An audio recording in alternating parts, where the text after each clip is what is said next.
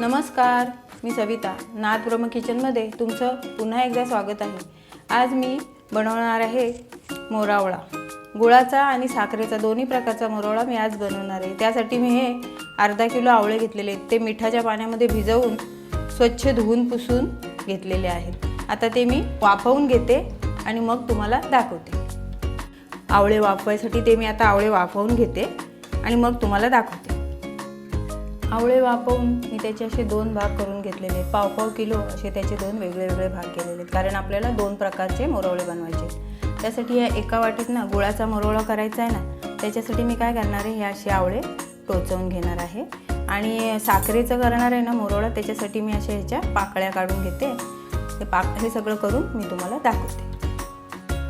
गुळाच्या मोरावळ्यासाठी मी हे आवळे टोचून घेतले। हे पाव किलो आवळे आहेत म्हणून त्यांच्यासाठी पाव किलो गूळ घेतलाय आणि थोडंसं आलं किसून घेतलेलं आहे। आणि साखरेच्या आवळ्यासाठी या अशा फोडी करून घेतल्या आहेत। साखरेच्या मोरावळ्यासाठी मी पाव किलो आवळ्यासाठी पाव किलो साखर घेतली आहे आणि हे 4 लवंगा घेतल्यात आणि हे वेलची घेतलेली आहे, ती मी दोन्हीसाठी वापरणार आहे। आणि मीठ हे थोडं काळं मीठ घेतलं, ते चिमूटभर मी दोन्हीसाठी वापरणार आहे। आता त्यासाठी आपण काय करायचं, आधी त्यासाठी ना मी अशी ही 2 स्टीलची भांडी घेतलेली आहेत। आपण ह्याच्यामध्येच आता मोरावळा करणार आहोत। तर त्यासाठी मी आधी गुळाच्या मोरावळ्यासाठी हे आवळे सगळे या पातेल्यामध्ये ठेवून घेते आधी सगळे, आणि मग त्याच्यावर मी गूळ सगळा पसरवणार आहे।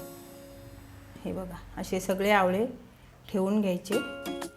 आणि हा जो आपण गूळ घेतलाय ना, तो सगळा गूळ पाव किलो आवळ्यासाठी पाव किलो जो गूळ घेतलाय ना आपण, तो सगळा ह्याच्यावरती टाकून घ्यायचा आणि हे मिक्स करायचं चांगलं। मग गॅसवर आपण ठेवते। आणि साखरेच्या मोरावळ्यासाठी पण तसंच मी हे पातेलं घेतलेलं आहे, त्याच्यामध्ये हे आवळे टाकते। पहिले आवळ्याच्या फोडी केलेल्या, हे बघा अशा आवळ्याच्या फोडी टाकल्या आणि त्याच्यावर ही साखर टाकलेली। आणि आता ही दोन्ही भांडी मी गॅसवर ठेवणार आहे। आपण लवंग आपण टाकलेली नाही, आणि आलं आणि वेलची आणि मीठ हे आपण नंतर टाकणार आहोत। आता ही दोन्ही भांडी मी गॅसवर आवळा शिजायला ठेवते। हे पहा, साखर आणि हे आपण साखर आणि आवळा आता ह्या गॅसवर आता चालू केलेला आहे गॅस, आणि आता साखर विरघळायला सुरुवात झालेली आहे। हे बघा, त्यात साखर चांगली विरघळते। मी तुम्हाला हे 5-5 मिनिटांनी परत दाखवते। आता आपण 5 मिनिटं हे असंच हलवूया आणि मग तुम्हाला मी 5 मिनिटांनी परत दाखवते साखर विरघळल्यावर। गुळाचं पण तसंच आहे। गूळ पण इथे आपण टाकून चांगला मिक्स करून घेऊ आणि परत हे बघा गूळ मिक्स करते मी याच्यामध्ये। आता हा टाकला, हे सुद्धा बारीक गॅस चालू केलेला आहे हा मी, आणि आता हे 5-5 मिनिटांनी आपण हलवून तुम्हाला दाखवते। हे बघा, साखर टाकून आता 5 मिनिटं झालेली आहेत। साखर पूर्ण विरघळलेली आहे आवळ्यामध्ये, आणि आता त्याच्यामध्ये आवळा आपला शिजतोय। गूळ सुद्धा आपला विरघळायला लागलेला आहे आणि आवळे त्याच्यामध्ये आता भिजायला लागले। म्हणजे बघा, गूळ सगळा विरघळायला लागलेला आहे। एक 5 मिनिटं झालेली आहेत। आता गूळ विरघळतोय आपला, त्याचा सुद्धा छान आवळे त्याच्यामध्ये आता शिजतील। आता आपण या स्टेजला बघा फेस आलेला आहे, म्हणजे आपला पाक आता तयार होतोय। आपण या स्टेजला ह्या आपण 4 लवंगा घेतल्यात ना, त्या ह्याच्यामध्ये टाकून देऊ आणि थोडी वेलची पावडर टाकूया आणि चिमूटभर मीठ टाकून आपण आता शिजून देऊया। त्याच्यामध्ये लवंगाचा फ्लेवर उतरायसाठी आपण त्याच्यामध्ये लवंग टाकलेले, आता लवंग टाकून ते शिजू दे। गूळ पण विरघळून पातळ झालेलं आहे आणि आपले आवळे त्याच्यामध्ये शिजत आहेत। तर आपण ह्या स्टेजला ना आपण हे आलं घेतलेले ना, ते ह्याच्यामध्ये टाकायचं आणि वेलची पावडर टाकायची आणि चिमूटभर मीठ टाकून हे सुद्धा आपण आता शिजून द्यायचं व्यवस्थित। अजून याला एक 10 मिनिटं तरी लागणार आहेत आपल्याला, आणि आत्तापर्यंत आपले 10 मिनिटं झालेले आहेत। अजून आपल्याला याला 10 मिनिटं लागतील शिजायला, कारण अजून पाक खूप पातळ आहे।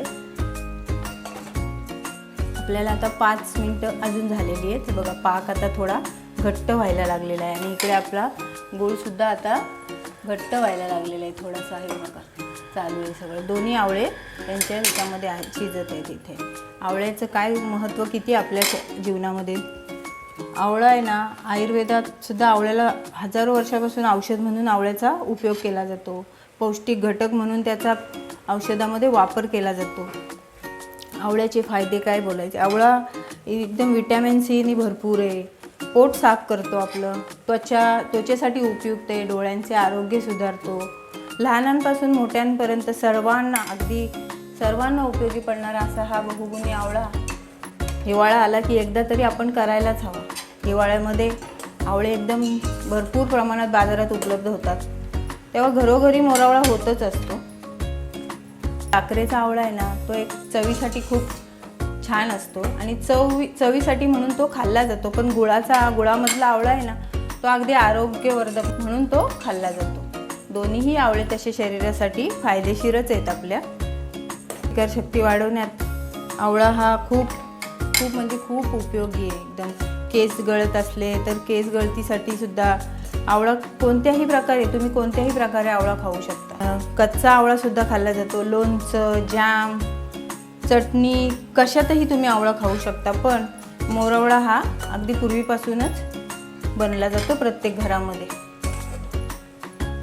तयार आहेत आपले हिवाळ्यासाठी खास केमिकल फ्री आणि अगदी सोप्या पद्धतीने बनणारे मोरावळे तयार आहेत. रोगप्रतिकारशक्ती वाढवणारे आणि पचन सुधारवणारे, केस गळती कमी करणारे, त्वचा उजळवणारे असे हे मोरावळे आपल्याला गरजेचे आहेत. ज्यांना पचनाचा वगैरे त्रास होतो त्यांच्यासाठी तर हे वरदान आहेत. हिमोग्लोबिन वाढवण्यास सुद्धा मदत करतात. आरोग्यासाठी गुळाचा आवळा हा आवडीने खाल्ला जातो आणि चवीसाठी साखरेचा आवळा सुद्धा खाल्ला जातो. कोणत्याही याच्यामध्ये आवळा खाणं हा शरीराला एकदम उपयोगीच असतो. तर तुम्ही सुद्धा या दोन्ही प्रकारे करून बघा आवळा आणि माझी रेसिपी तुम्हाला कशी वाटली ते जरूर सांगा. व्हिडिओला लाईक, शेअर आणि सबस्क्राईब करा.